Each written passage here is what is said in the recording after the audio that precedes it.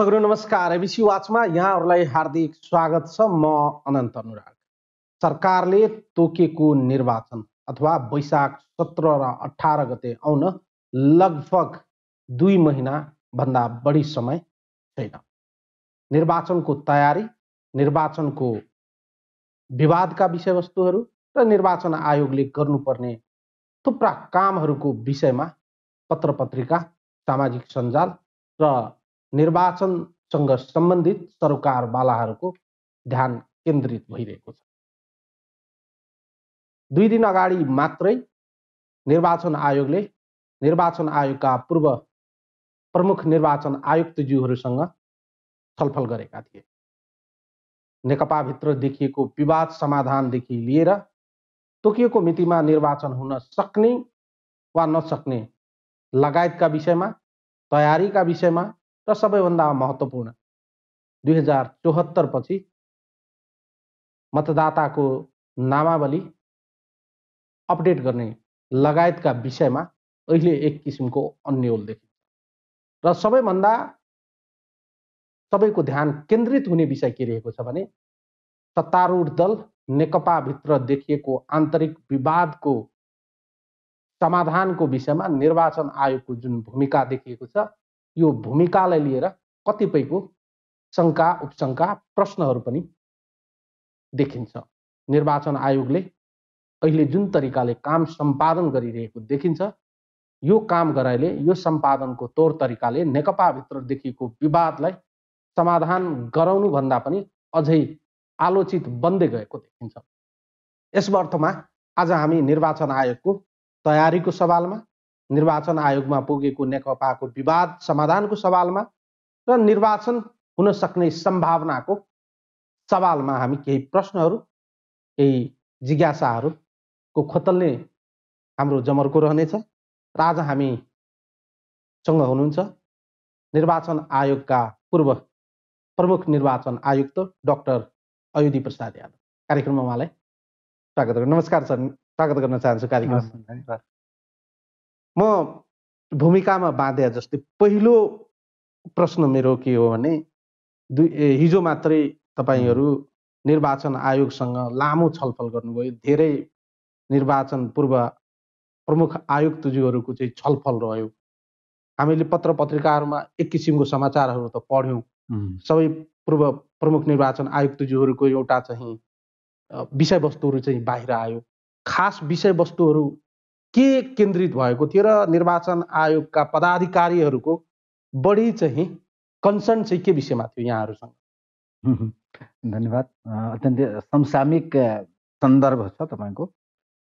निर्वाचन आयोग, हामी पूर्व प्रमुख निर्वाचन आयुक्तको हैसियतले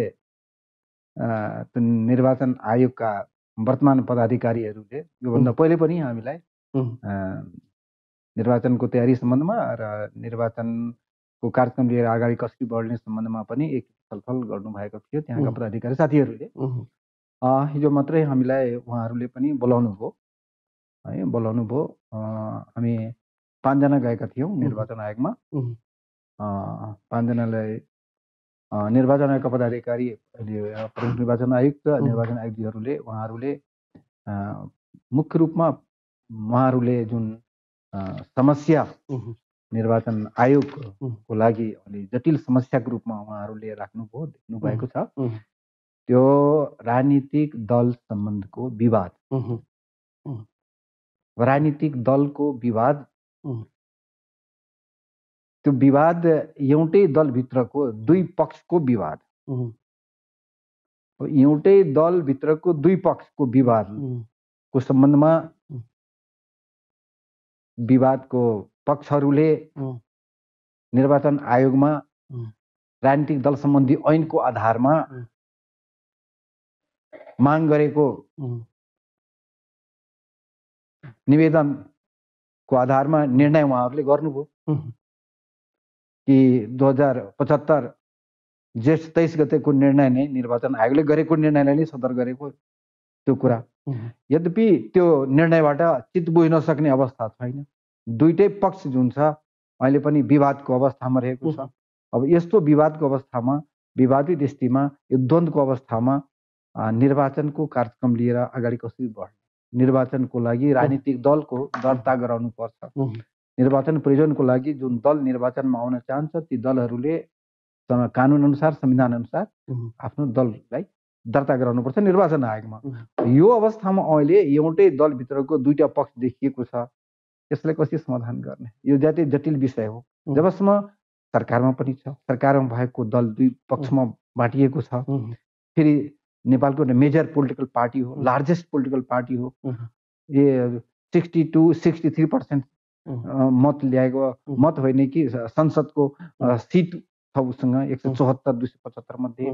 यत्रो महत्त्वपूर्ण राजनीतिक पार्टीको बीचको विवादलाई समाधान नगरिकन निर्वाचनमा कसरी जाने, उहाँहरूको एकदम गम्भीर यो चासो थियो र हुनु पनि वास्तवमा वास्तविकता पनि हो कि यस्तो अवस्थामा निर्वाचनको कार्यक्रम लिएर निर्वाचन आयोगका पदाधिकारीहरूले अगाडि कसरी बढ्ने, यो ज्यादै कठिन विषय उहाँहरूको लागि पनि हो र सबैको लागि हो, हाम्रो लागि पनि हो। सरले जसरी राखेका छौँ अब त्यसमा जुन छ नि उहाँहरूले जुन किसिमबाट आफ्नो समस्या राख्नुभयो र त्यो समस्याको समाधान कसरी गर्ने, कसरी निकास दिने, कसरी अगाडि बढ्ने, जुन मिति घोषणा गरिएको छ निर्वाचनको वैशाख 17 र 27 गतेको लागि, त्यसको लागि कार्यक्रम लिएर अगाडि बढ्नुपर्छ। त्यो ढिलो भइराखेको छ, त्यसको लागि उहाँहरूलाई सुझाव सल्लाहको लागि हामीलाई बोलाउनु भएको थियो र हामीहरूले आफ्नो आफ्नो तर्फबाट दिएको सुझाव सल्लाहको निष्कर्ष करिब करिब सबैको एउटै रहेको थियो। ओके, वेल तपाईँले जुन एकदमै क्लियर जुन पिक्चर देखाउनु भयो नि, प्रमुख विषयवस्तु सत्तारूढ दलभित्रको विवादलाई कसरी समाधान गर्ने र निर्वाचनको क्यालेन्डरलाई कसरी अगाडि बढाउने, नेकपाको विवादकै विषयलाई चाहिँ अलिकति कोट्यौँ। नेकपाभित्रको अहिलेको विवाद समाधान गर्नको लागि निर्वाचन आयोगले जुन किसिमले समस्या समाधान गर्ने चाहिँ अग्रसरता देखाएको छ, अहिलेको मौजुदा ऐन नियमावली र दलको विधानलाई टेकेर नेकपाभित्रको यो विवादलाई समाधान गर्न नसक्ने र नैतिक प्रश्नको रूपमा अलिकति चाहिँ दबाव महसुस गरेको देखिन्छ निर्वाचन आयोग। अनि निर्वाचन आयोग दबाव महसुस गर्नुभन्दा पनि जुन कन्फ्लिक्ट्स यो नयाँ कुरा होइन, फेरि पोलिटिकल म्यानेजमेन्ट गर्ने काम निर्वाचन आयोगको हो र निर्वाचनमा जति बेला पनि राजनीतिक दलहरूको विवादहरू आउँछन्, रहिरहन्छन्। त्यो यो मान्यता हो। मेरो एजम्सन के छ भने पोलिटिकल पार्टीहरू बीचको सहकार्य हुनुपर्छ, उनीहरूको बीचको एउटा समन्वय हुनुपर्छ, सहानुभूति हुनुपर्छ, कन्फ्लिक्ट रिजोल्भ गर्नुपर्छ निर्वाचन आयोगले, एउटा त्यो पक्षको मान्यता। अर्को के छ भने मतदाता नामावली, तेस्रो छ निर्वाचन आयोग स्वतन्त्र स्वच्छ भएर काम गर्नुपर्छ। यो तीनवटा मान्यताको साथमा अगाडि बढ्छ निर्वाचन आयोगले। अब पहिलो मान्यता जुन छ निर्वाचनको लागि अति महत्त्वपूर्ण फ्याक्टरको रूपमा छ, त्यो प्राइम स्टेक होल्डरको रूपमा पनि त्यसलाई लिन सकिन्छ, किन संवैधानिक रूपमा पोलिटिकल पार्टीहरूको व्यवस्थापनको कुरा त संविधानमा उल्लेख गरिछ 269 आर्टिकल्समा, होइन? त्यस कारण के हो, संवैधानिक अङ्गकै रूपमा छ पोलिटिकल पार्टीहरू र त्यो दर्ता हुनको लागि त्यो प्रोसेसमा हुनुपर्छ। अब त्यो पोलिटिकल पार्टी भित्रको जुन कन्फ्लिक्ट छ, त्यो द्वन्द्व छ, त्यसलाई समाधान कसरी गर्ने, त्यो एकदम गम्भीर चिन्ताको विषय हो। त्यसलाई समाधान नगरिकन निर्वाचनमा अगाडि बढ्न पनि त्यो राम्रो हुँदैन। त्यस कारण के भने त्यो कसरी समाधान गर्ने, मुख्य विषय त्यो नै हो अहिलेको लागि, निर्वाचन आयोगको लागि पनि। र राजनीतिक जुन पार्टी एउटै पार्टीभित्रको स्प्लिटर ग्रुपहरू छ, दुई पक्ष भएको छ, उहाँहरूको लागि पनि हो। उहाँहरूले पनि यो समस्या समाधान गर्नुपर्छ। उहाँहरूले आफ्नो दुई भागमा बाँडिएर अहिले जुन गरिराख्नु भएको छ पोलिटिकल एक्टिभिटीहरू, उहाँहरूले पनि एकै ठाउँमा आउने हो कि दुई ठाउँमा जाने हो कि, यसलाई समाधान कसरी गर्ने, यो त पोलिटिकल पार्टीको पनि उहाँहरूको पनि दायित्वभित्र पर्छ है। त्यो राजनीतिक दल सम्बन्धी ऐनमा पनि व्यवस्था छ। पोलिटिकल पार्टीहरूले को काम कर्तव्य अधिकार के हो, उहाँले के गर्ने हुने, के गर्न नहुने, र त्यसलाई परामर्शको रूपमा राजनीतिक दलहरूसँग परामर्श गर्ने निर्वाचन आयोगले त्यो अधिकार पनि छ र त्यो गर्न पनि सक्छ। त्यसकारण यी सबै कुराहरूमा जुन छ नि राजनीतिक दल महत्त्वपूर्ण पक्ष हो निर्वाचनको लागि, जुनसुकै लोकतान्त्रिक मुलुकको लागि। अब हामी कहाँ जुन अवस्था उत्पन्न भएको छ, यो अल अफ सडनली भनौँ नि यसलाई, होइन, अनएक्सपेक्टेड रूपमा नै आएको हो। अब यो के हो भने त्यसले गर्दाखेरि यो समयमा दुईटै पक्ष जुन छ कसरी मिलाउने, यसको समस्या समाधान कसरी गर्ने, दुईटैको बीचको द्वन्द्व जुन छ कसरी समाधान गर्ने, यो प्रमुख विषय हो एउटा अहिलेको लागि। निर्वाचन आयोगले गर्ने निर्णयहरू त्यो दल सम्बन्धी ऐनको आधारमा, नियमावलीको आधारमा, संविधान र कानुनको आधारमा गर्ने हो र दलको स्वयं विधानमा टेकेर चाहिँ निर्णयहरू गर्ने हो। नेकपाभित्रको अहिले आधिकारिकताको सवाललाई जब हामी अगाडि बढाएर प्रश्न गर्यौँ भने निर्वाचन आयोगसँग यथेष्ट मात्रामा त्यसलाई निराकरण गर्ने, समाधान गर्ने ऐन कानुन नियमहरू छ नि मौजुदा? यो तपाईँले ठिक कुरा भन्नुभयो। योभन्दा पहिले पनि 2063 सालदेखि हामीले धेरै पोलिटिकल पार्टीहरूको कन्फ्लिक्ट समाधान गरेका छौँ होइन। पार्टी एकीकरण, विभाजन हुने यस्ता कुराहरू त कयौँ भएको छ, दर्जनौँ भएको छ। अब अहिलेको अवस्थामा आएर राजनीतिक दलको विवाद समाधान गर्नको लागि संविधान, राजनीतिक दल सम्बन्धी ऐन छ। योभन्दा पहिले त राजनीतिक दल सम्बन्धी छुट्टै ऐन थिएन, 58 को थियो, तर त्यो विशेष अवस्थाको निर्वाचन आयोग ऐनमै व्यवस्था गरेको थियो पोलिटिकल पार्टीभित्रको विवाद निरूपण गर्नको लागि। अहिले त छुट्टै ऐन पनि छ, त्यसलाई टेक्नुपर्छ, नियमावली छ। त्यसपछि सम्बन्धित पार्टीको विधान पनि छ। त्यसपछि प्रेसिडेन्टहरू जति छ निर्वाचन आयोगमा, पूर्व निर्णयहरू जति छ त्यो पनि छ, र अन्तर्राष्ट्रिय राष्ट्रिय स्तरको प्रचलित मान्यताहरू पनि छन्। ती सबैलाई विचार गरेर त्यसैको आधारमा टेकेर निर्वाचन आयोगले अगाडि बढेर यी समस्यालाई समाधान गर्न सक्छन्। निर्वाचन आयोगमा दफा 51 अनुसार पार्टीको विवरण संशोधन गर्न जुन प्रकारले दुवै पक्ष निवेदन दर्ता गराए, त्यो निवेदनलाई निर्वाचन आयोगले चाहिँ फिर्ता पठाइदिएको अवस्था छ। तपाईँ दुवैजनाको यो पोजिसन चाहिँ होइन। पार्टी एकता भइसकेपछि जे जस्ता डकुमेन्टहरू तपाईँहरूले बुझाउनु भएको थियो, जे जस्ता केन्द्रीय सदस्यहरूको चाहिँ तपाईँहरूको त्यहाँ चाहिँ उल्लेख भएको छ, त्यो नै आधिकारिक हो, त्यसलाई नै मान्न सकिन्छ भनेर भनिसकेपछि निर्वाचन आयोगले आधिकारिक को हो भन्ने कुरा चाहिँ खुलाउने दायित्व निर्वाचन आयोगको हो कि राजनीतिक दलले दाबी गर्ने हो? दाबी त राजनीतिक दलले गर्ने हो। कानुन छ।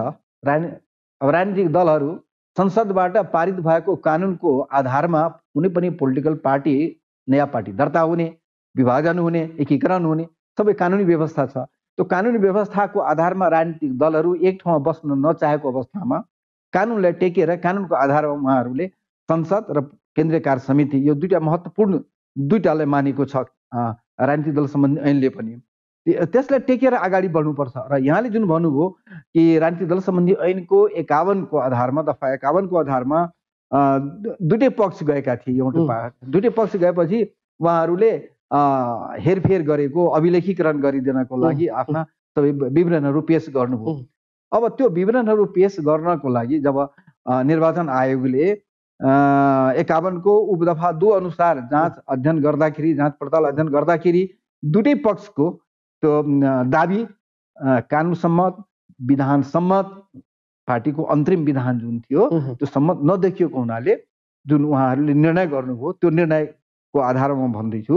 र त्यसपछि उहाँहरूले ल तपाईँहरूको जुन पार्टी दर्ता भएको बेला हो, एकीकरण भएको बेला थियो, त्यति बेलाको जुन केन्द्रीय कार्य समिति छ, दुईटा अध्यक्ष छ, महासचिव छ, यी सबै कुराहरूलाई नै मान्यता दिने गरी निर्णय गरिदियो र अभिलेखीकरण गर्न सक्ने अवस्था रहेन भनेर निर्वाचन आयोगले गरेको निर्णय हो होइन। त्यो निर्णय गर्नुपर्ने उहाँहरूले पोलिटिकल पार्टीले जे माग छ त्यही अनुसार निर्णय गर्नुपर्छ। माग दाबी जे छ त्यही गर्नुपर्छ होइन। अब कतिपय अवस्थामा के छ, माग दाबी छ, अब निर्णय गर्नुपर्ने छ भने त्यसलाई पनि एउटा आधारको रूपमा लिएर पनि निर्वाचन आयोग अलिकति प्रोएक्टिभ भएर पनि निर्णय छलफल गर्न सक्ने अवस्था थियो। जस्तो कि संवाद गरेर अब दुई पक्षका शीर्षस्थ नेताहरूलाई, अध्यक्षहरूलाई बोलाएर छलफल गरेर अगाडि बढ्दा हुन्थ्यो। तर अब ती सब कुराहरू त बितिसक्यो। अब त निर्वाचन आयोगले एक स्तरको, एक किसिमको निर्णय दिइसकेको छ। अब दिइसकेपछि फेरि त्यो क्लज हुन्छ नि, अब स्टप हो, त्यो बन्द भयो। अब नयाँ अध्याय सुरु भएको छ। त्यो नयाँ अध्यायको आधारमा निर्वाचन आयोग अगाडि बढ्नुपर्ने हुन्छ। तर समस्या जुन छ, पोलिटिकल पार्टीको आन्तरिक विवाद जुन छ त्यसलाई समाधान गर्नै पर्ने हुन्छ। पोलिटिकल पार्टीले आफ्नो आन्तरिक विवादको चाहिँ निर्वाचन आयोगमाथि चाहिँ थोपारेर निर्वाचन आयोगलाई नै अलिकति चाहिँ विवादित बनाउने प्रयास गरेको देखिन्छ। यो पटक पटक हुँदै आएको पनि देखिन्छ। यो आजको मात्रै होइन। राजनीतिक दलले हामीले 2064 पनि त्यस्तै हामीले भोगेका छौँ। निर्वाचन आयोग त्यति बेला म थिएँ। त्यसपछि पनि निरन्तर पोलिटिकल पार्टीहरूको जुन एकीकरण विभाजनका कुराहरू भयो, त्यसमा अब सबै दोष निर्वाचन आयोगले गरिदियोस् भन्ने किसिमबाट निर्वाचन आयोगमाथि नै थुपार्ने र अनेक किसिमको ब्लेम लगाउने फलाना निर्वाचन आयोगका पदाधिकारीहरूले अलिक कमजोर भयो, निरी भयो, यस्ता कुराहरू गरिराख्ने भन्ने कुराहरू आजको नयाँ कुरा होइन, पुरानो कुराहरू आइराखेको हुन्छ। अहिले पनि तपाईँले जुन इस्यु उठाउनुभयो त्यस्तो किसिमको केही कुरा होइन। निर्वाचन आयोगले निर्णय गरिदियो। अब आउने प्रोसेस जुन छ, अब त्यो प्रोसेसभित्र जुन दुई पक्ष मध्येको दुवै पक्ष आउनु पर्यो, या एक पक्ष आएपछि निर्वाचन आयोगले निर्णय गर्छ र गर्नै पर्ने हुन्छ द्वन्द्व समाधानको लागि। यसमा कसैको दबाब इत्यादि कुराहरू स्वाभाविक रूपमा हुन्छन्। पोलिटिकल पार्टीहरूले अनेक किसिमको दबाब सृजना गर्ने प्रयासहरू गर्छन्, किनकि वार्ता छलफल हुँदाखेरि तपाईँ टेबलमा जानुभयो भने टेबलमा पनि पोलिटिकल पार्टीहरूको जुन बहस छलफल आयोगका पदाधिकारीहरूसँग हुन्छ, आफ्ना कुराहरू भनाइहरू राख्ने क्रम हुन्छ, त्यो नै बडा एकदम जुन छ नि ओजदारपूर्ण ढङ्गबाट अलिकति देखिन्छ। त्यसले गर्दाखेरि तर त्यो सब कुराहरूले निर्वाचन आयोग प्रभावित हुन्छ भन्ने कुरा होइन। निर्वाचन स्वतन्त्र एउटा निष्पक्ष संवैधानिक निकाय हो र त्यो अनुसार निर्वाचन आयोगले अहिलेसम्म काम गर्दै आएको छ र यी पदाधिकारीहरू, वर्तमान पदाधिकारीहरूले पनि त्यो अनुसार काम गर्ने कुरा अपेक्षा हामीले राखेका छौँ। 1 मिनटको म ब्रेक लिन्छु, त्यसपछि यो बहसलाई निरन्तरता दिनेछु। दर्शकहरू 1 मिनटको छोटो व्यावसायिक विश्रामको लागि जान्छ।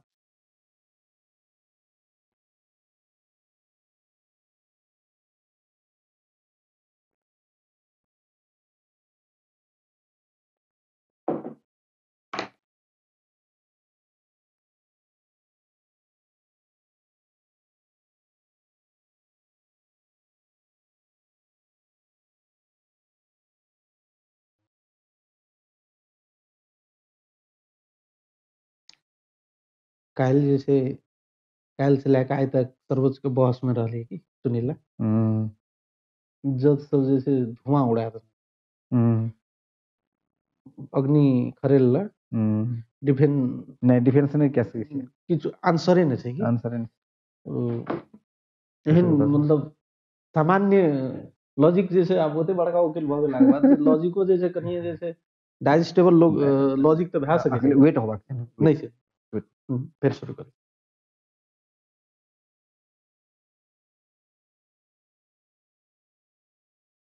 छोटो व्यावसायिक विश्रामपछि फेरि पनि स्वागत गर्न चाहन्छु। आजको कार्यक्रममा हामीसँग हुनुहुन्छ निर्वाचन आयोगका पूर्व प्रमुख निर्वाचन आयुक्त डाक्टर अयोधी प्रसाद यादव। हामी निर्वाचनसँग सम्बन्धित रहेर कुराकानी गरिरहेका छौँ। डाक्टर साहब, ब्रेक अगाडि हामी नेकपाभित्रको विवाद समाधानको विषयमा केन्द्रित भएका थियौँ।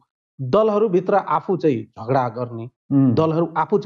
गर्ने तर समाधान चाहिँ खोज्न जाने निर्वाचन आयोगमा र चाहना के राख्ने भने मेरो पक्षमा हुनुपर्छ। दुवै पक्षको दाबी त त्यही देखिन्छ। दुवै पक्षको दाबी के छ भने यो मेरो पक्षमा निर्णय हुनुपर्छ। त्यसको निर्णय गर्ने कानुन होला, विधान होला, नियम होला र विगतका चाहिँ केही चाहिँ नजिरहरू होलान्। यो पहिलोचोटि त्यस्तो विवाद आएको होइन। पहिलोचोटि आएको होइन भने अहिले चाहिँ निर्वाचन आयोगको जति पनि टिम हुनुहुन्छ नि सबैमाथि चाहिँ एक किसिमको चाहिँ प्रश्न चिन्ह नै तेर्सिएको जस्तो देखिन्छ र सबैले के भनिरहेका छन् भने निर्वाचन आयोगको हिजोका दिनमा जुन लिगेसी बोकेर आएको छ नि, नेपालको निर्वाचन आयोग स्वतन्त्र छ, निष्पक्ष छ र धान्धली रहित निर्वाचन गराएर लोकतान्त्रिक प्रक्रियालाई चाहिँ मजबुतीकरण गर्नमा महत्त्वपूर्ण भूमिका छ। त्यो कायम गर्नको लागि र यी यावत विषयहरूलाई समाधान गर्नको लागि निर्वाचन आयोगको विषयवस्तुहरूलाई साखसँग जोडिएर अहिले हेर्दैछन् र हामी बहस गर्दैछौँ। साँच्चै निर्वाचन आयोगको अहिलेको स्थितिमा साखमाथि तरबार झुन्ड्याइएको जस्तो देखिन्छ। यो मैले भने नि, जति बेला पनि यस्तो तरबार झुन्डिएको हुन्छ निर्वाचन आयोगको माथि, तर निर्वाचन आयोगले को लिडर्सहरूले, जति आयुक्तहरू हुनुहुन्छ उहाँहरूले निर्णय गर्ने एउटा अदालती अधिकार पनि प्राप्त भएको हुन्छ। अदालतले निर्णय गर्न सक्छन्। निर्णय गरेको कुरामा अन्त कहीँ त्यसको सुनवाई हुँदैन, त्यो रिट बाहेक है अन्तिम नै हुन्छ। त्यस्तो अवस्थामा त्यस्तो शक्तिशाली संस्था हो र स्वाभाविकमा विवाद भएपछि त्यो अन्तिम रूपमा निर्वाचन आयोग कहाँ जानु स्वाभाविक हो। राजनीतिक दलहरूको नङमासु जस्तै सम्बन्ध हुन्छ राजनीतिक दल र निर्वाचन आयोगको बिचमा, त्यस कारण त्यहाँ जानु स्वाभाविक हो र विवादको समाधान गर्ने अभिभावकीय भूमिका, न्यायिक भूमिका निर्वाह गर्ने निर्वाचन आयोग हो। र माथि जुन तपाईँले भन्नुभयो नि, एक किसिमको थ्रेड्सको इन्भाइरोमेन्ट क्रिएट हुने, त्यो थ्रेड्सको इन्भाइरोमेन्ट त जहाँसुकै पनि के भने जुनसुकै जज या जस्टिस गर्ने ट्रिब्युनलहरूमाथि त्यस्तो त हुन्छ जहाँसुकै पनि।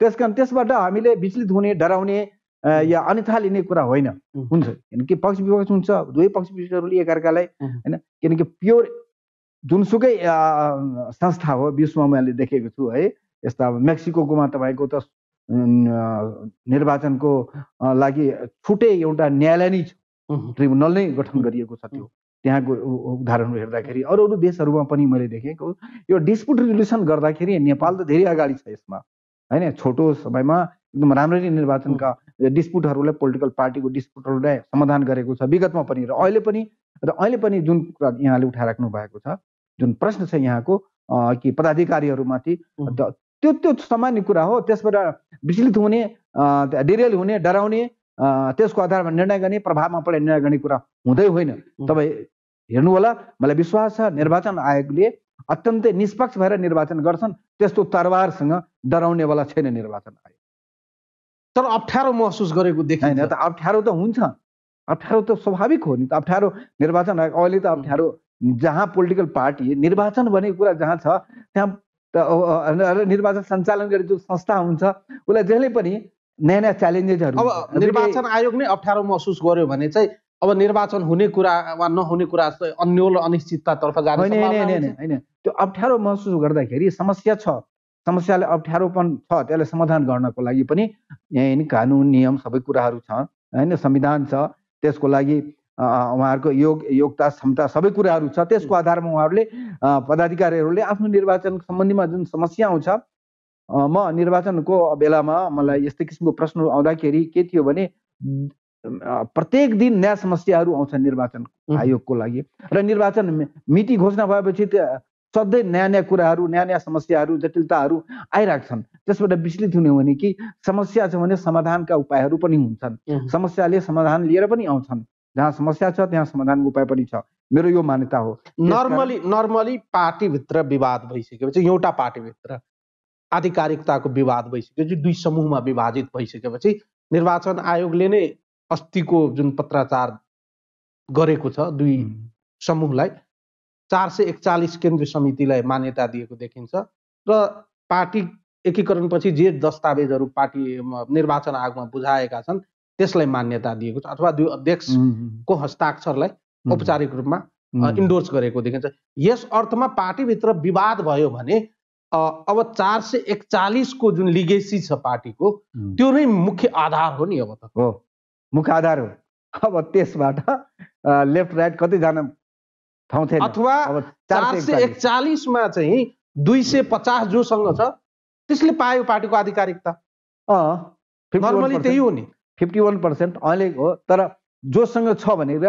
बहुमत जो पक्षसँग छ त्यो पक्ष पनि राजनीतिक दल सम्बन्धी ऐनको आधारमा जानु पर्यो आधिकारिकताको माग गर्नको लागि माग नगरिकन न्यायले कहिले पनि आजको मेरो चाहिँ प्रश्न यही हो दाबी के रहेको छ भने दलको आधिकारिक त म हो मसँग म किन जाने माग्नलाई जसलाई अविश्वास छ कि म यो दलको आधिकारिक होइन भने त्यो जाने हो माग्नलाई विवाद टुङ्गो लगाउनु मुख्य विषय त त्यही हो विवाद त यही छ कि हामीसँग मेजोरिटी छ जोसँग मेजोरिटी छैन भने उ जाओस् यही दुईटै पक्षको विवाद छ तर आज त हामीले हेर्यौँ नि त गयो नि त आखिर मेजोरिटी जोसँग छ त्यही पक्षले आफ्नो निर्वाचन आयोगमा फेरि गएको हामीले आज थाहा पाएका छौँ होइन उहाँहरू जानुभयो फेरि एउटा निवेदन लिएर जानुभयो अब निवेदन दर्ता भयो के हो कुन प्रोसेसमा अगाडि बढ्छ त्यो निर्वाचन आयोगको आफ्नो कार्यक्षेत्रभित्रको कुरा हो त्यो गरोस् तर के भने जति बेला पनि विवाद हुँदाखेरि दुईटै पक्षले एउटै कुराको लागि आपसमा झगडा गर्छ भने न्याय गर्ने मान्छेले के भन्छ अप्ठ्यारो हुन्छ हुँदैन हुन्छ नि र दुईटै नमिल्ने एउटै पार्टीको दुईटै भागमा दुईटै अध्यक्ष बसेर हामी आधिकारिक भएर भन्ने अनि न्याय गर्ने मान्छेले त अप्ठ्यारो हुन्छ नि त्यसकारण गरेको निर्णय जुन थियो नि 12 गतेको निर्णय त्यो त ठिक थियो अब आएर जुन फेरि अहिले 441 कायम गरेको छ अब 441 मा विवाद छ पार्टी एक ठाउँमा दुवै पक्ष एक ठाउँमा बसोस् त्यो त हामी त्यही चाहन्छौँ अब तर नेपाली जनता बस्न चाहने प्रश्न पनि छ सर के भनिएको छ भने दुई अध्यक्षको हस्ताक्षर नभएको डकुमेन्टेसनलाई आधिकारिक मान्न सकिँदैन। अब दुई अध्यक्ष दुईतिर हुनुहुन्छ, महासचिव एकातिर हुनुहुन्छ, अर्को अध्यक्षसँग हुनुहुन्छ, फेरि त्यो विवाद त त्यही हो नि त। त्यसैले विवाद त्यही हो भने त्यही विवादको समाधान गर्नु पर्यो, जसले दुईटै एक अध्यक्षले अर्को अध्यक्षको मान्दैन, महासचिवले मान्दैन, विवाद त्यहाँ भएको छ भने त्यो विवादित पक्ष जुन छ नि एउटा पक्ष त जानु पर्यो कोर्टमा। त्यो कोर्ट उहाँहरूको लागि जुन छ नि अहिले निर्वाचन आयोग नै हो। त निर्वाचन आयोगमा गएपछि निर्वाचन आयोगले दाबी हुनु पर्यो, माग दाबी। जहाँसुकै दुनियाँमा जुन छ नि न्यायकर्ताहरूले न्याय गर्दाखेरि दाबी के छ, निवेदकको दाबी के छ, मुख्य विषय त्यो हो। त दाबी गर्नुभयो भने र दाबी गरिन्छ भने निश्चित रूपमा त्यो अनुसार नै निर्णय हुन्छ। अब भोलि चाहिँ तपाईँ आफै चाहिँ पूर्व निर्वाचन प्रमुख आयुक्तको हैसियतमा समस्या समाधान पनि गर्नु भएको छ, त्यति बेला पनि थुप्रै समस्याहरू थिए। निर्वाचन आयोगको कोर्टमा अहिले यो विवाद समाधानको अधिकार चाहिँ प्राप्त भइरहँदा एउटा पार्टीले अब एउटा समूहले आज चाहिँ अर्को निवेदन दर्ता गराएको छ र 441 मा 275 जनाको हस्ताक्षर चाहिँ लिएर निवेदन दर्ता गराएको छ। अब निर्वाचन आयोगलाई यस्तो लाग्यो वा अनुमान गर्यो वा यसको लेजिटिमेसीलाई जाँच्न मन लाग्यो भने 275 जना चाहिँ तपाईहरु एक एक गरिकन चाहिँ निर्वाचन आयोगमा आउनुस्, हस्ताक्षर गर्नुस्, बोलाएर कुरा पनि गर्न सकिने रहेछ। हो, त्यो त कानुनमा जुन व्यवस्था छ नि 44 को विभिन्न उपदफाहरूको व्यवस्था छ। अब त्यसमा के भने सोध्ने कुरा हुन्छ कि यसमा थप केही विषयहरू छ भने त्यसको लागि समय दिएर निर्वाचन आयोगले दुवै पक्षलाई पत्राचार गरेर उहाँहरूको दाबी के छ, त्यसमा केही थप कुराहरू के छ, त्यो सब कुराहरू त्यसपछि उहाँहरूलाई बोलाएर सरसल्लाह गर्नु, छलफल गर्नु, एउटा मेडिएसन आर्बिट्रेसनको पनि भूमिका निर्वाचन आयोगले गर्छन्। ती सब हुँदै पनि आपसमा सम्झौता भएन, मेल भएन, दुईटै समूह एक ठाउँ बस्न सक्ने अवस्था भएन भने उपलब्ध प्रमाणहरूको आधारमा उपदफा 6 अनुसार जसको बहुमत छ त्यसैलाई पार्टी दिन सक्ने निर्णय गर्नुपर्ने हुन्छ। यो अहिलेसम्मको प्र्याक्टिस त्यही हो र जोसँग बहुमत भएन उहाँले अर्को पार्टी खोल्न चाहनुहुन्छ भने त्यो अर्को पार्टीको लागि उहाँले समय दिइन्छ त्यो पक्षलाई। अथवा यो विषय त्यति जसरी चाहिँ अहिले चाहिँ पब्लिक डोमेनमा ल्याइएको छ नि, बहस विवाद आरोप प्रत्यारोप का विषयहरू छन् नि, निर्वाचन दल सम्बन्धी यो आधिकारिकताको विषय त्यति चाहिँ समस्याग्रस्त विषयवस्तु होइन। केवल चाहिँ निर्णय कति बेला गर्ने र कुन स्थितिमा गर्ने, कुन अवस्थामा गर्ने, त्यसको लागि चाहिँ परिपक्व नभएको अवस्था हो, यसरी बुझ्दा हुन्छ हामीले। हैन, परिपक्व त विवाद त परिपक्व भइसकेको छ। अब निर्णयको प्रक्रियामा गइसकेपछि निर्णयमा त अलि टाइम लिन्छ। त्यसकारण परिपक्व छ, दुईटै परिपक्व भइसकेपछि नि स्प्लिटको अवस्थामा गयो। स्प्लिटको अवस्थामा कुन बेला हुन्छ जब परिपक्व हो, विवाद उनीहरूको आपसमा समाधान हुन सकेन, त विवाद जुन छन् आपसमा ज्यादै चर्काचर्की भएपछि नि त दुई पक्ष अलग अलग भयो, हामी देखिराखेका छौँ। रोडमा आइसकेको छ, त्यसकारण रोडमा आइसकेको कुरालाई अब कहाँ गयो त निर्वाचन आयोगमा गयो। निर्वाचन आयोगले अब त्यसलाई निर्भीकतापूर्वक कानुन सम्मत रूपमा सजिलैसँग, अब त्यसमा कुनै किसिमको अब बाधा अडचन व्यवधान छैन, कानुन अनुसार निर्णय गरेर अगाडि बढ्न सक्छ, त्यति अप्ठ्यारो छैन। अब अथवा निर्वाचन सम्बन्धी ऐनको दफा 44 मा प्रवेश गरिसकेपछि यो विषय अब टुङ्ग्याउने दिशातर्फ अगाडि बढ्यो। राजनीतिक दल सम्बन्धी ऐनको 44 अनुसार अब ढिलो चाँडो यो विषयवस्तुहरू टुङ्गिन्छ। एकदमै टाइमिङको हिसाबले हेर्दा चाहिँ यदि निर्वाचनको मितिलाई हामीले अगाडि राखेर निर्वाचन आयोगको तदारुकतालाई हामीले प्रश्न गर्यो भने निर्वाचन आयोगले यसलाई कति महत्त्वपूर्ण दिएर कति छिटो गर्नुपर्छ? छिटो गर्नुपर्छ, विवाद त छिटो टुङ्गो लगाउनुपर्छ। किनकि निर्वाचनको जुन मिति घोषणा गरिएको छ त्यो मितिमा निर्वाचनको लागि निर्वाचन आयोगले सम्पूर्ण आन्तरिक तयारी गरेर अगाडि बढिराख्दाखेरि पनि पोलिटिकल पार्टीको यो कन्फ्लिक्ट कानुन सम्मत रूपमा उहाँहरूलाई त समय दिनुपर्ने हुन्छ, कम्तीमा 15 दिनको भनेर कानुन अनुसार छ। त्यसमा लिखित जवाब को लागि फेरि समय माग्यो दलले भने फेरि 10 दिनको दिन सक्छन्। यसरी 25 दिन त त्यही हो र दर्ता भएको 45 दिनभित्र सबै निर्णय गर्नुपर्ने हुन्छ। अर्थात् समय बढ्न जान्छ, तर त्यो समयलाई छुट्याएर पनि निर्णय गर्न सकिन्छ समयलाई, किनकि अगाडि निर्वाचन छ, दुवैटै पक्षलाई बोलाएर सरसल्लाह गरेर छिटो छिटो पनि न्याय गर्न सकिन्छ, निर्णय गर्न सक्छन्। यो विषय अलिकति यसलाई चाहिँ मैले चाहिँ संसद विघटनको विषयसँग अहिले चाहिँ मौजुदा सर्वोच्चमा बहसको क्रममा रहेको मुद्दासँग जोडेर हेर्छु। जुन धरातलमा टेकिएर संसद प्रतिनिधि सभा विघटन भएर चुनाव निर्वाचन घोषणा भएको छ, यो विषय ठिक छ वा बेठिक छ कानुनको कठघराभित्र छ। यो निर्णय हुन पनि केही समय लाग्ने एउटा सम्भावनाको आकलन गर्न सकिन्छ। तर यसै बीचमा जबसम्म निर्वाचन आयोगले आफ्नो गतिविधिहरू पनि अगाडि बढाएको देखिन्छ, यता सर्वोच्चले जबसम्म एउटा फैसला गर्दैन, सर्वोच्चको जबसम्म एउटा फिक्स चाहिँ निर्णय आउँदैन, तबसम्म निर्वाचन आयोगले चाहिँ निर्वाचनको क्यालेन्डरलाई द्रुत गतिमा अगाडि बढाउन सक्ने कानुन त मिल्छ कि मिल्दैन? कानुन त मिल्छ, किनभने विवादको विषय त हो। यो दुईटा कुरा छ। एउटा निर्वाचनको क्यालेन्डर निकाल्दाखेरि पोलिटिकल पार्टीको दर्ता कुरा पनि आउँछ। त त्यसको लागि एउटै दलका दुई पक्षको विवादलाई समाधान गर्नुपर्छ। त्यो समाधान नगरिकन निर्वाचन आयोगले क्यालेन्डर अगाडि बढायो भने, क्यालेन्डर प्रकाशित गरियो भने त्यो अब्स्ट्रक्सन हुन जान्छ, त्यो अप्ठ्यारो हुन्छ। त्यो फेरि त्यसकारण के हो भने कोर्टको आफ्नो छ, कोर्टले आफ्नो ट्रायलमा छ, आफ्नो विचाराधीन मुद्दा छ त्यहाँ। अब जस्तो सुकै किसिमको त्यहाँबाट जुन निर्णय आउँछ त्यसलाई नेपाली जनताले त हामीले स्वीकार गर्छौँ। तर एउटै दलभित्रको दुई पक्ष जुन छ त्यो विवाद त, त्यो द्वन्द्वलाई त समाधान गर्नको लागि त गर्नै पर्ने हुन्छ निर्वाचन आयोगले। त्यो त निर्वाचन होस् या नहोस्, निर्वाचनको मिति जुन तोकिएको छ त्यसमा निर्वाचन हुने या नहुने त्यो अलग पक्ष हो। त्यो कोर्टसँग जोडिएको पनि छ। कोर्टले पुनर्स्थापना संसदको गरिदियो भने निर्वाचन हुँदैन, तर नहुँदैमा पनि दुईटै पक्ष जुन छ एउटै दलको त्यसलाई समाधान त गर्नुपर्छ निर्वाचन आयोगले, राइट हैन? त्यो त दुईटै प्रोसेसमा गएर जुन निर्वाचन दर्ता भएको छ त्यो अनुसार जुन छ माग जुन दाबी गरेको छ त्यसलाई निराकरण त गर्नै पर्ने हुन्छ निर्वाचन आयोगले।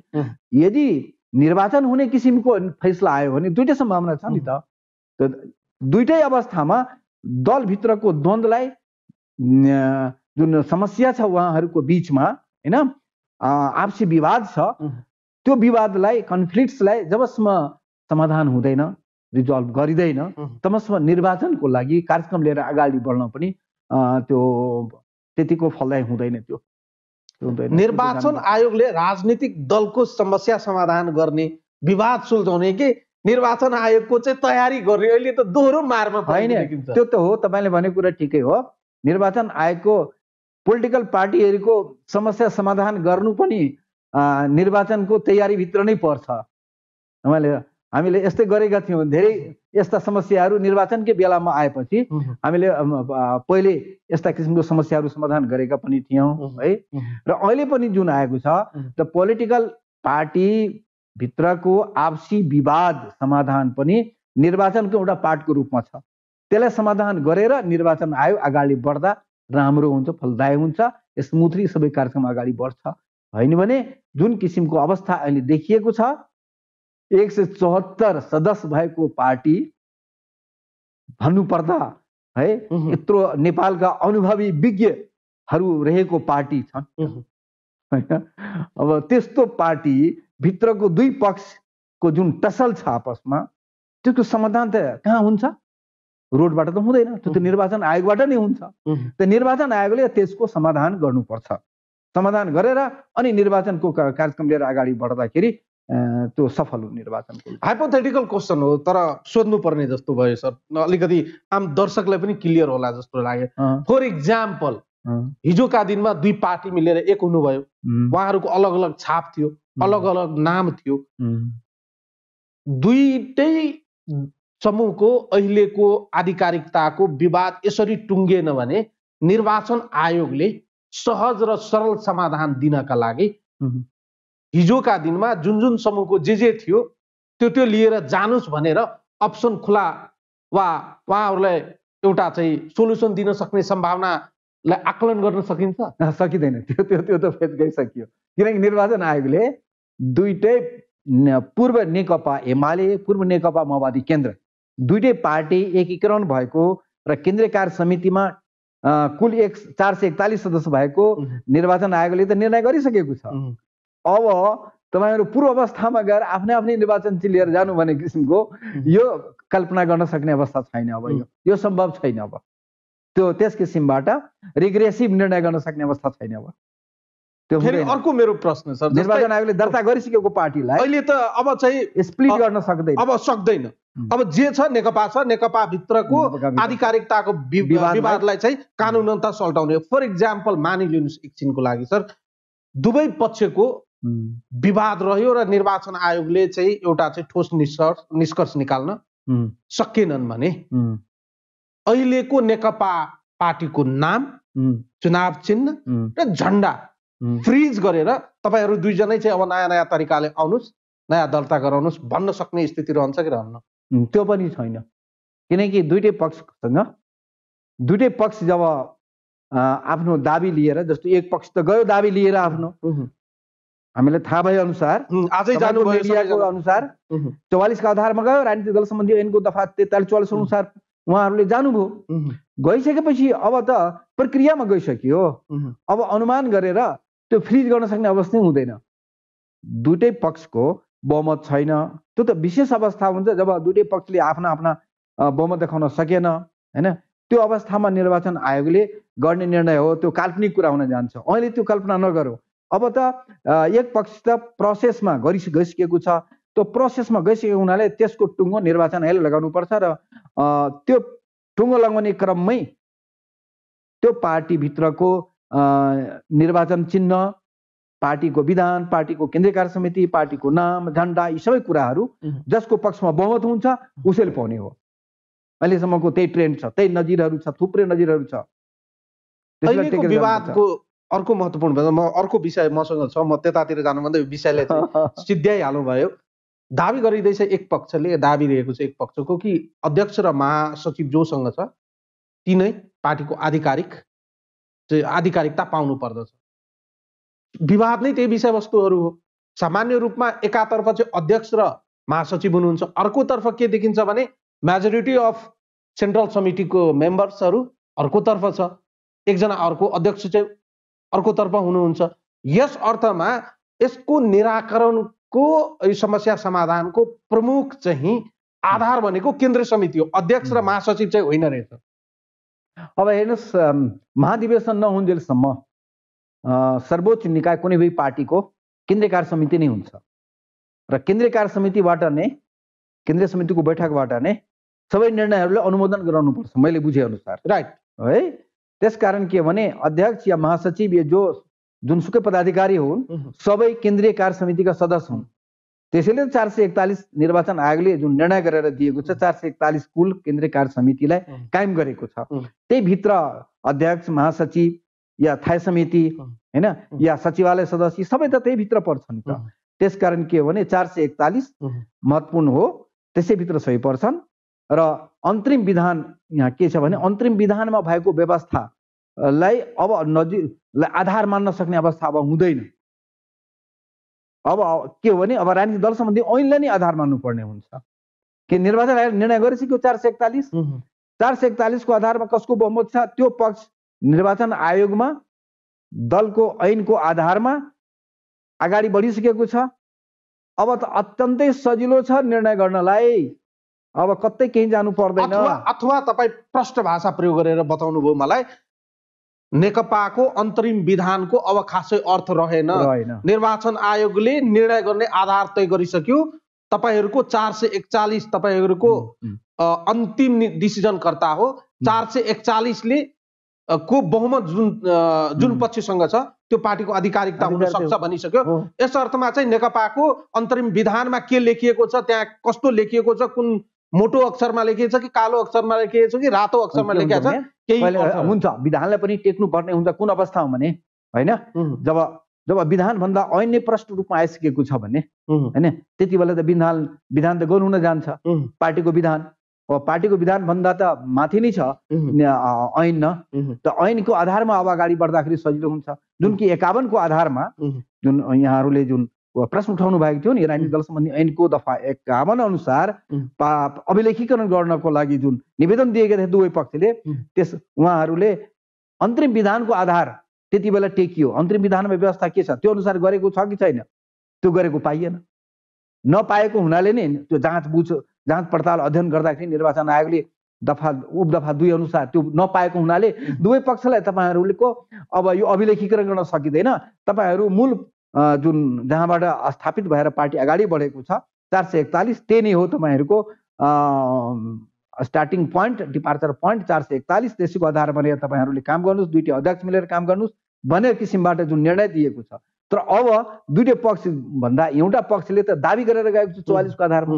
अब हामीले छुट्टै पार्टी चाहिन्छ भनेर यो नाम झन्डा सबै हाम्रो हो भनेर विधानमा के लेखेको छ जबसम्म चाहिँ एकताको महाधिवेशन हुँदैन तबसम्म दुईटा पार्टी चाहिँ अलग हुन सक्दैन भने किसिमको चाहिँ शब्दावली प्रयोग गरेको देखिन्छ। त्यो अन्तरिम विधान भन्दा अब ऐन महत्त्वपूर्ण हुन्छ नि, ऐन नै हो नि त, त्यो विधानमा त्यो लेखिएको छ। तर त्यो विधान अनुसार विधान बनाए पार्टी एकीकरण भएपछि नि अन्तरिम विधान जारी भयो। दुईटै पार्टी नेकपा माओवादी केन्द्र नेकपा एमाले दुईटै पार्टीको छुट्टा छुट्टै विधान थियो। दुईटै पार्टी एक ठाउँमा भएपछि पार्टी एकीकरण भएपछि अन्तरिम विधान बनाएर उहाँहरूले अगाडि बढ्नुभयो। अब अन्तरिम विधानकै आधारमा काम गर्दाखेरि विवाद उत्पन्न भएपछि कहाँ जाने त? अन्तरिम विधानले निकास दिएन अनि कहाँ जाने त? राजनीतिक दल सम्बन्धी ऐनको आधारमा जानु पर्यो। त्यो राजनीतिक दल सम्बन्धी ऐनको आधारमा उहाँहरूले आउनु भएको छ भने त्यसको आधारमा निर्वाचन अगाडि निर्णय गर्नुपर्ने हुन्छ। त्यो अति आवश्यक छ, गर्नै पर्ने हुन्छ। यो कुरा एक किसिमले क्लियर भयो। अब निर्वाचन आयोगको कोर्टमा बल छ, दाबी गर्ने व्यक्तिहरू पनि पुगिसकेका छन्। निर्वाचन आयोगले कस्तो निर्णय गर्ला त्यो चाहिँ हेर्दै हामी चाहिँ प्रतीक्षा गरौँ। म केही निर्वाचनसँगको सम्भावना र तयारीको कुरा गर्न चाहन्छु सर। अहिलेको स्थिति हेर्दा, राजनीतिक स्थिति हेर्दा, यसको वैधताको कुरा गर्दा, कानुनी कुरा गर्दा, तयारीको कुरा गर्दा अहिलेकै अवस्थामा निर्वाचन गर्न सम्भव छ तोकिएको मितिमा?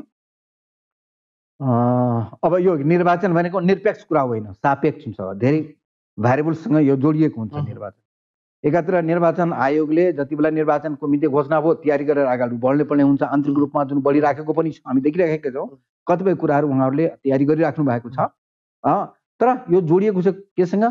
सुप्रिम कोर्टमा जुन किसिमबाट निवेदनहरू परेको छ संसद विघटनको विरुद्धमा, त्यसको पक्ष विपक्षमा बहसहरू भइराखेको छ र त्यहाँबाट कुन निर्णय आउँछ त्योसँग पनि निर्वाचन जोडिएको छ।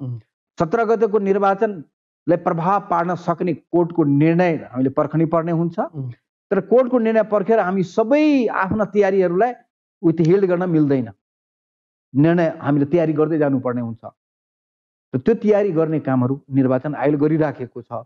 अब अर्को तयारी गर्ने क्रममा जुन पोलिटिकल पार्टीको कन्फ्लिक्ट देखियो, यदि पोलिटिकल पार्टीको कन्फ्लिक्ट समयमा समाधान भएन, गर्न सकेनन्, अर्कोतिर कोर्टको डिसिजन पनि समयमा आएन भने निश्चित रूपमा समय अभाव हुन्छ र त्यो छोटो समयमा सबै व्यवस्थापन गरेर निर्वाचन आयोगलाई निर्वाचन गराउन अप्ठ्यारो हुन्छ।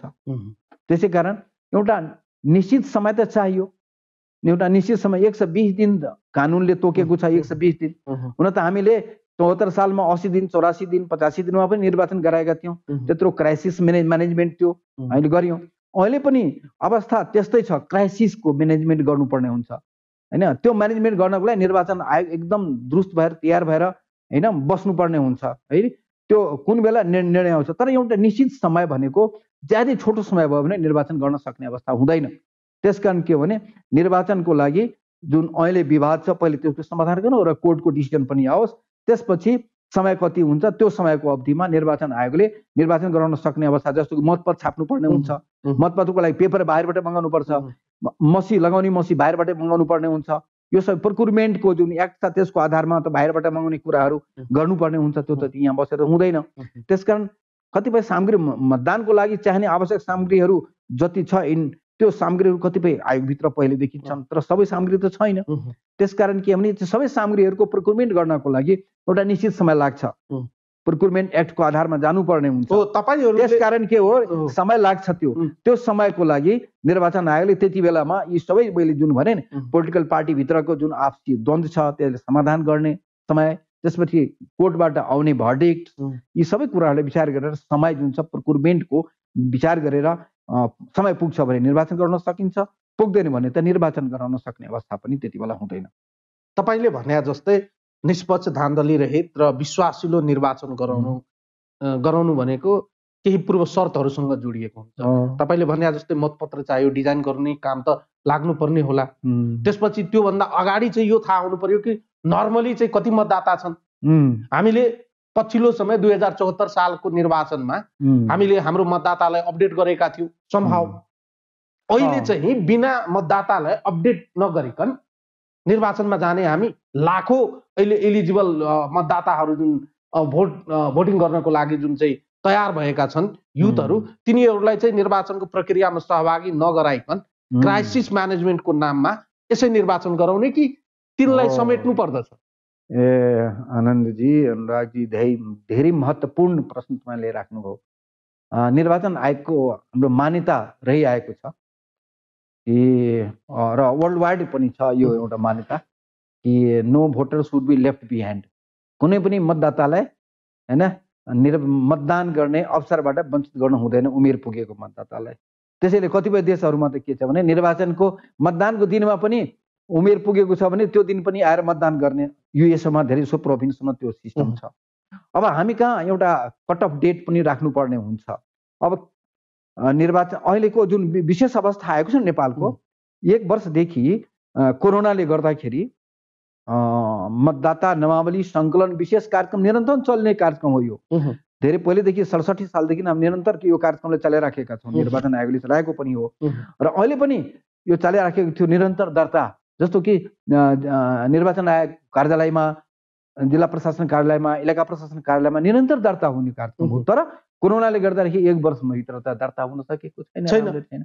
दर्ताको सङ्ख्या एकदम न्यून छ, जबकि मतदाताको सङ्ख्या जुन बढेको छ 70 र 74 को बीचको जुन हामीले समय लिने हो भने त्यसमा यो 4 वर्षमा करिब करिब जुन छ नि 32 लाख मतदाता जुन छ नि बढेको हुनुपर्छ। 32 लाख मतदाता यो 4 वर्षको समयावधिमा, अर्थात् प्रत्येक वर्ष जुन छ नि तपाईँको 8 लाख 9 लाख मतदाता थपिएको हुनुपर्छ है। एउटा मेरो स्ट्याटिस्टिक्सको एउटा विद्यार्थीको हिसाबबाट अहिले क्यालकुलेसन गर्दाखेरि त्यो देखिएको छ। किनकि voter registration system in Nepal मैले किताब पनि लेखेको छु, त्यसमा यो भोटर्सको एनालाइसिस पनि गर्दाखेरि। त्यसले गर्दाखेरि अहिले जुन अपडेट गरिराखेको छ, अद्यावधि गर्ने कामहरू सबै जिल्लाहरूमा 75-70 जिल्लामा भइरहेको छ निर्वाचन आयोगले। त्यो गर्दाखेरि त्यसमा त थोरै मतदाताहरू छन्, झन्डै करिब करिब 25-26 लाख मतदाता अहिले वञ्चित हुन सक्ने अवस्था देखिएको छ। त्यो हिसाबबाट 70 र 74 बीचको जुन मतदाताहरूको सङ्ख्याको अवस्था हेर्दाखेरि र अहिले 74बाट अहिले आएर 77 को मतदाताको सङ्ख्या हेर्दाखेरि त्यो एकदम ठुलो सङ्ख्यामा मतदाताहरू मतदान गर्ने अवसरबाट वञ्चित हुन्छन्। त्यसले गर्दाखेरि यो र मतदाता नामावलीमा एउटा व्यवस्था के गरिदिएको छ भने निर्वाचनको मिति घोषणा भएपछि मतदाता नामावली सङ्कलन गर्न पाइँदैन। अब निर्वाचनको मिति त घोषणा भइसकेपछि त सबै मतदाता नामावली सङ्कलन गर्ने काम जति थियो 77 जिल्लामा सब स्टप भयो, सब बन्द भयो।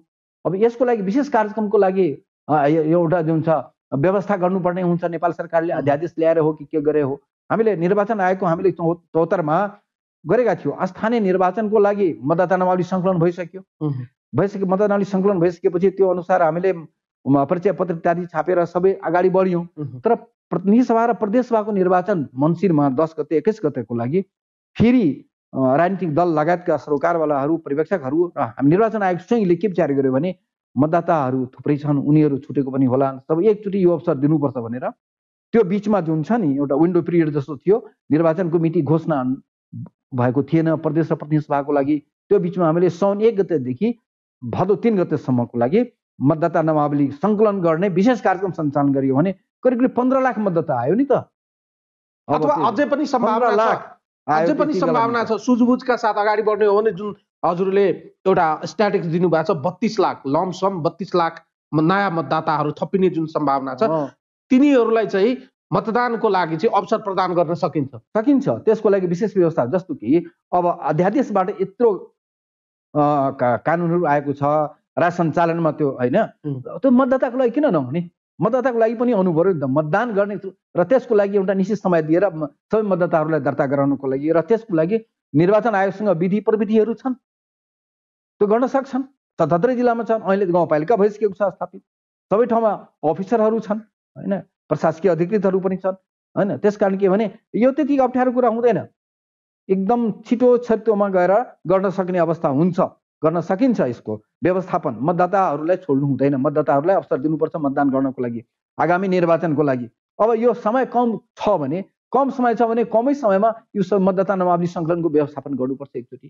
किनकि यो कोरोनाले गर्दाखेरि 1 वर्षमा मतदाताहरू अब मतदान नाम दर्ता गराउनको लागि जिल्ला अफिसमा नजाने, विभिन्न किसिमको समस्या थियो नि त। कार्यालय नै कति दिन बन्द थियो, जिल्लामा पनि केन्द्रमा पनि अनेक ठाउँमा थियो नि त बन्द, कार्यालय नै बन्द थियो र मतदाताहरू जाने कुरै भएन। त्यसले गर्दाखेरि पनि मतदाताहरूको अब 81 यो निर्वाचनको मिति पनि 81 घोषणा भएको हुनाले त्यति बेलादेखि मतदाता नामावली काम रोकिएको छ।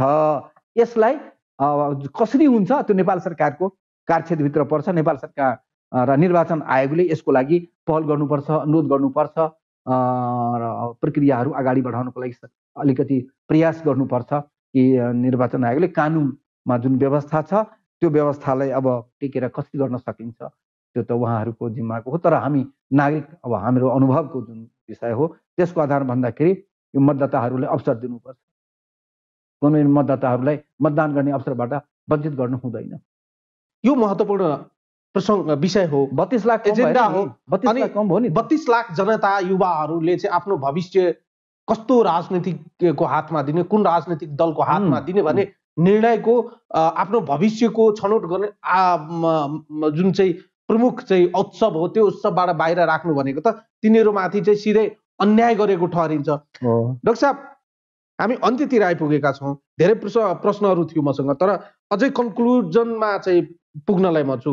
नेकपाको विवाद, नेकपाभित्रको आधिकारिकताको विवाद एउटा, सर्वोच्चभित्र मुद्दाको विवाद एउटा, निर्वाचनको मिति घोषणा भएको विषय एउटा, र त्यसमा चाहिँ तपाईँले एउटा नयाँ चाहिँ डिबेटको सुरुवात गरिदिनु भयो। 32 लाख लमसम नयाँ मतदाता, 70 र 74 मा जुन छ नि 32 लाख मतदाता थपिएको हो नि हो। 70 मा 1,21 लाख थियो अनि हाम्रो बेलामा आएर 2074 मा 1,54 लाख थियो हैन, 74 मा। त्यसले 32 लाख थपेको छ भने 74 बाट अहिले आएर 74, 75, 76, 77 भयो नि त। झन्डै 4 वर्षको समयावधिमा पनि मोटामोटी 32 लाख मतदाता त थपिएको हुनुपर्छ। यो विषयहरू चाहिँ पूर्व शर्तको रूपमा एकातिर छ।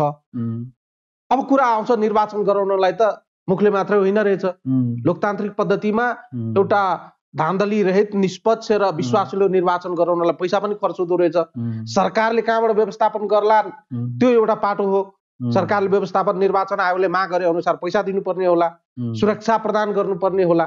यी यावत लगायतका विषयहरूलाई हेर्दा फेरि पनि मेरो प्रश्न, निर्वाचन गराउने कुरा, आवधिक निर्वाचनमा जाने कुरा लोकतन्त्रलाई बलियो बनाउने कुरा हो, यसमा द्विमत रहेन। तर फेरि तोकिएको समयमा निर्वाचन भएन भने कानुनी रूपमा, संवैधानिक रूपमा, व्यवहारिक रूपमा कठिनाइ आउन सक्ने सम्भावनालाई आकलन गर्न सकिन्छ। अब तपाईँले जुन भन्नुभयो नि निर्वाचन, आवधिक निर्वाचनले लोकतन्त्रलाई बलियो पार्छ। तर आवधिक निर्वाचन भन्दाखेरि मध्यावधि निर्वाचन हामीले देखेका छौँ। 46, 46, 47 को जनआन्दोलन पश्चात 48 मा निर्वाचन भयो, 51 गएर मध्यावधि निर्वाचन भयो। त्यसपछि आएर अस्थिरता उत्पन्न भयो नि देशमा। त निर्वाचनले सधैँ सुनिश्चितता र स्थिरता र समृद्धि प्रदान गर्छ भन्ने कुरा पनि होइन। किन निर्वाचनको प्रक्रिया बहुदलीय प्रतिस्पर्धात्मक राजनीतिक व्यवस्था सुरु भयो 47 बाट, 47 को 46, 47 को प्रथम जनआन्दोलनबाट। त्यसले के देखायो भने असफलता देखायो नि त। त्यसले त्यहाँ माओवादी, नेकपा माओवादीको सशस्त्र जनयुद्ध सुरु भयो। त्यसबाट पनि दुईटा संविधान सभाको निर्वाचन 20 मा कतै नभएको नेपालमा भयो। त्यसपछि फेरि संविधानको आधारमा 74 मा सबै निर्वाचन वार्ड सदस्यदेखि राष्ट्रपति उपराष्ट्रपति निर्वाचन भयो। तर त्यसले पनि सफलता पाएन। बिचमै अहिले मध्यावधि निर्वाचन आयो। त्यो निर्वाचनले सधैँ लोकतन्त्र बलियो बनाउँछ भन्ने कुरा होइन। 2015 सालमा पनि निर्वाचन भएको थियो। मुख्य विषय के हो भने त्यो पात्र जुन छन् त्यो महत्त्वपूर्ण पक्ष हो। निर्वाचन लोकतन्त्रका पात्रहरू जसले यत्रो आन्दोलन सङ्घर्ष गरेर लोकतन्त्र संहिता गणतन्त्रको बहाली गरेको छ नेपालमा, एक थोपा रगत नगिरिकन नचुहाइकन जुन किसिमबाट गणतन्त्रको स्थापना भयो त्यो त विश्वको लागि एउटा ठुलो उदाहरण हो। त्यसकारण उहाँहरू, ती पात्रहरूको ठुलो जिम्मेवारी हो। ती पात्रहरूले गर्दाखेरि डेमोक्रेसी जुन छन् अहिले खतरामा देखिएको छ नि त। र लामो समयसम्म हामी देखेका छौँ। मैले यो विश्लेषण गर्दाखेरि कतिपयलाई चित्त दुख्यो होला पनि, कस्तो कुरा गर्छ भने, तर त्यो वास्तविक कुरा हो नि त। अहिलेसम्म त लोकतन्त्र अस्थायित्व प्राप्त गर्न सकेको छैन नि त। बहुमत सरकारले पनि 48 सालमा गुमायो आफ्नो बहुमत, 51 मा सालमा गुमायो होइन। 15 सालमा पनि बहुमत सरकार, 2/3 मेजोरिटी सरकार गयो।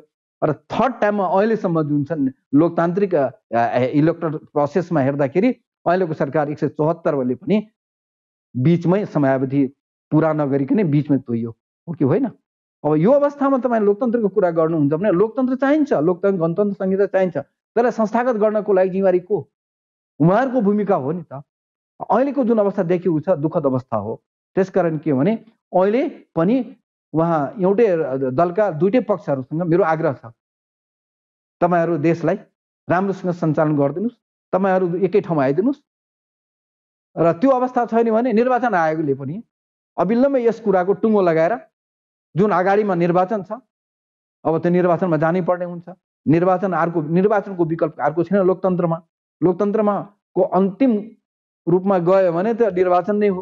त्यो जनादेश प्राप्त गरेर फेरि नयाँ सरकार बन्छ।